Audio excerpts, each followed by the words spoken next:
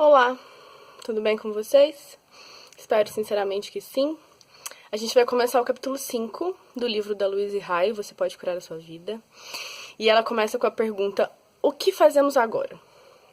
Agora que a gente já sabe que o que cria os nossos problemas, os nossos sofrimentos, são os nossos padrões de pensamentos, as nossas crenças, aquilo que vem lá da nossa infância, tudo que a gente já conversou sobre o que a gente acredita que é real se torna real.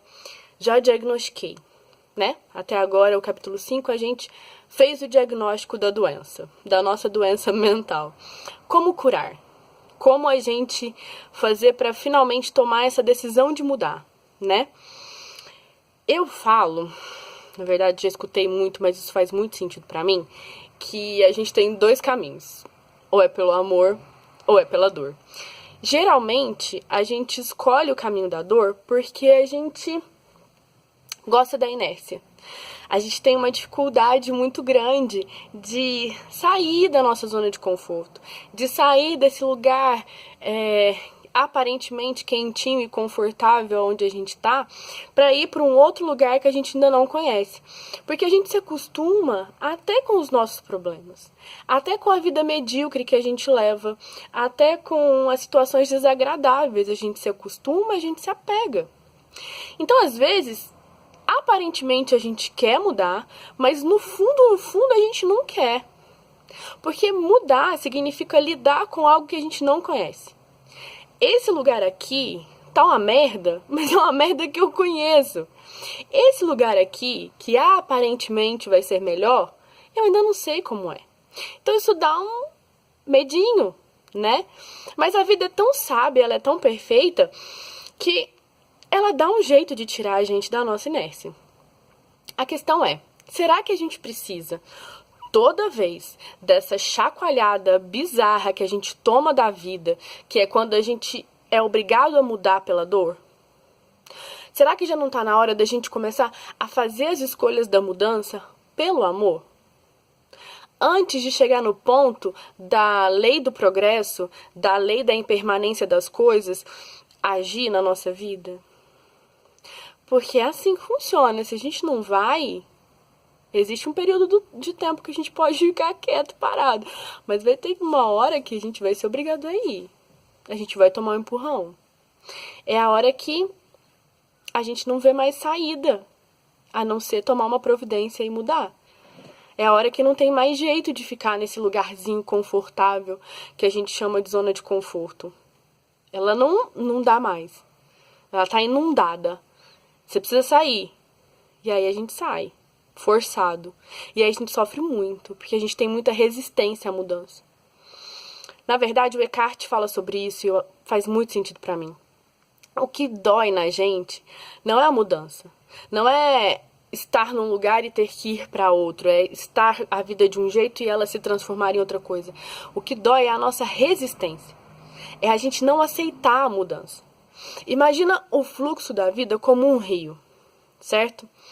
Se eu me entrego ao fluxo do rio, se eu tô ali apenas boiando, seguindo a correnteza, eu não vou sofrer. Eu vou me deixar ir.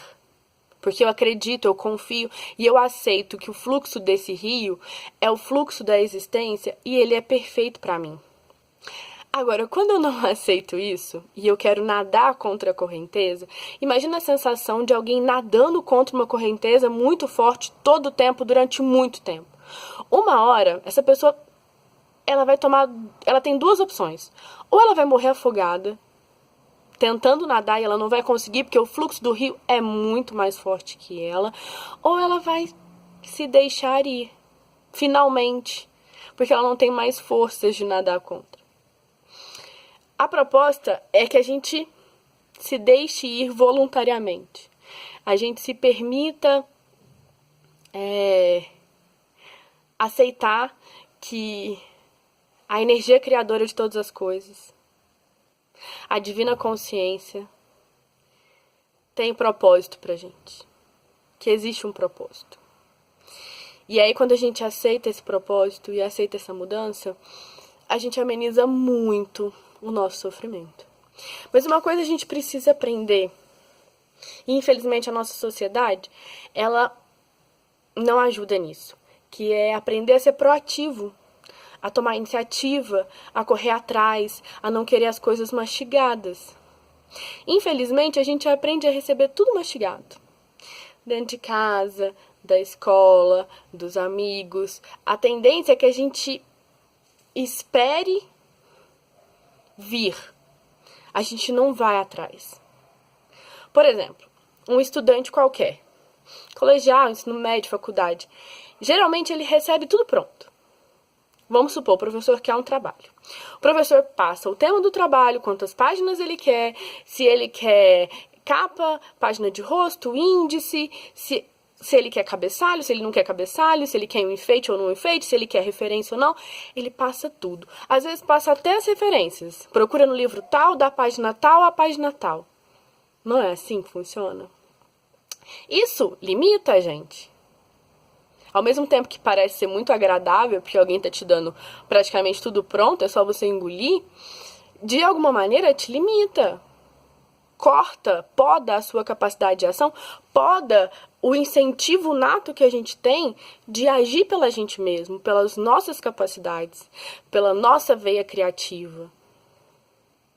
E às vezes, com os pais, funciona assim também. Eles fazem tudo pra gente. Eles dão tudo mastigado, né? Tem pai que tem condição, paga a faculdade. Tem pai que tem empresa, emprega o filho. Tem pai que deixa tudo pronto, né? Comidinha, roupinha passada. Organiza todo o seu esquema. Organiza a sua vida inteira. Então, o que é que você tem que fazer? Aceitar. E aí, como por um lado parece muito confortável, muito agradável, muito legal, por outro lado você não aprende a viver com as suas próprias pernas. Então, se tem uma das coisas que a gente tem que aprender a examinar, é se a gente é dessas pessoas que recebeu da vida muita coisa pronta. E aí, se a gente recebeu muita coisa pronta, é fazer esse movimento de agora tomar as nossas próprias decisões.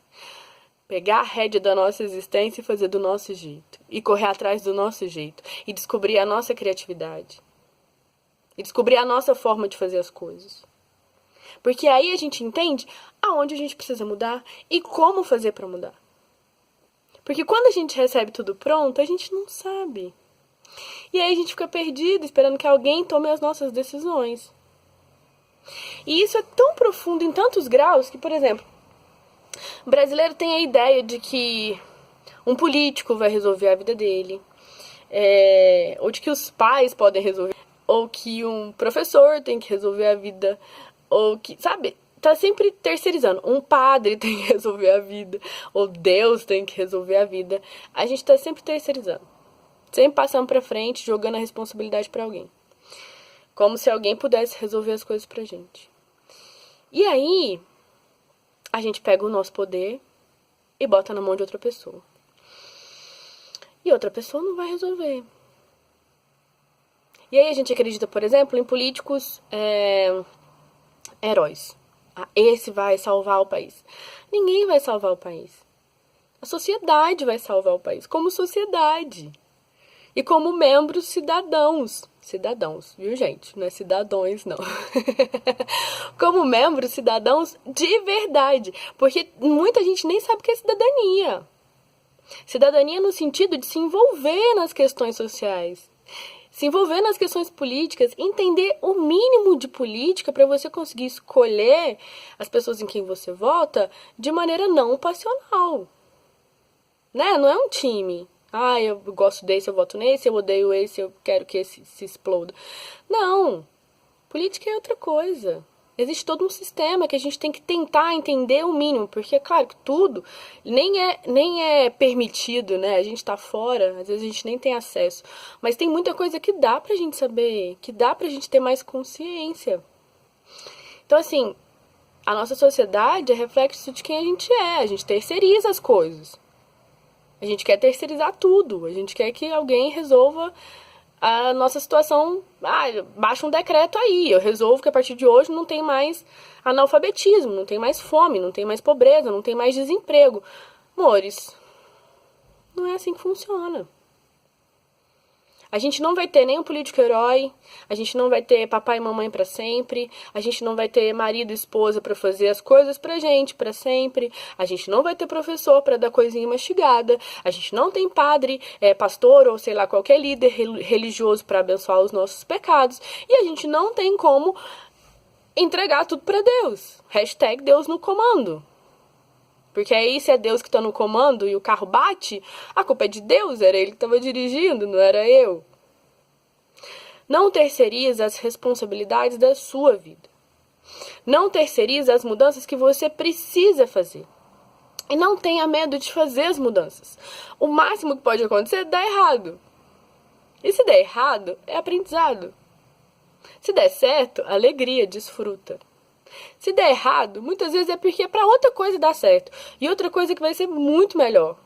Mas para isso acontecer, a gente também precisa acreditar. Se entregar ao fluxo da existência é entender que existe um poder criador muito maior do que a gente e que nos ama e que sabe o que está fazendo. Sabe que o caminho que a gente deve percorrer e que ele está levando a gente é o melhor caminho. Às vezes a nossa mente limitada não enxerga isso com facilidade. Por isso que a gente chama de fé, né? Porque às vezes não é um negócio que está ali preto no branco.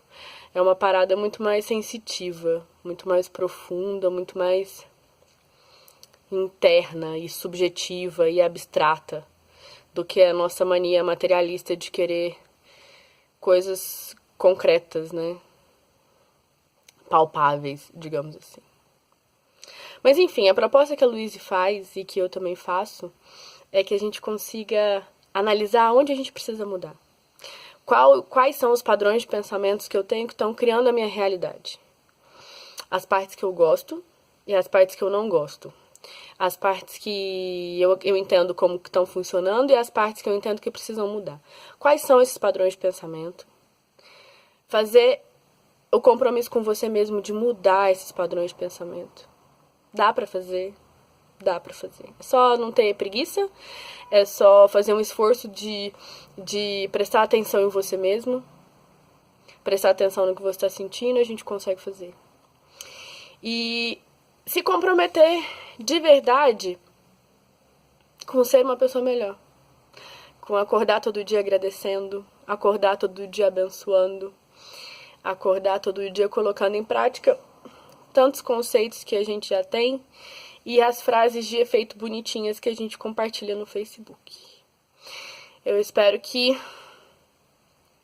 seja mais prática para vocês do que teoria. Que vocês consigam finalmente aplicar todas as coisas que a gente está conversando e a gente vem analisando, porque eu tenho certeza absoluta que vai fluir muito bem, ok? Muito obrigada. Espero que fique tudo bem com vocês, em todos os sentidos, em todas as áreas. Muita paz, muito amor, beijo de luz. Até o próximo.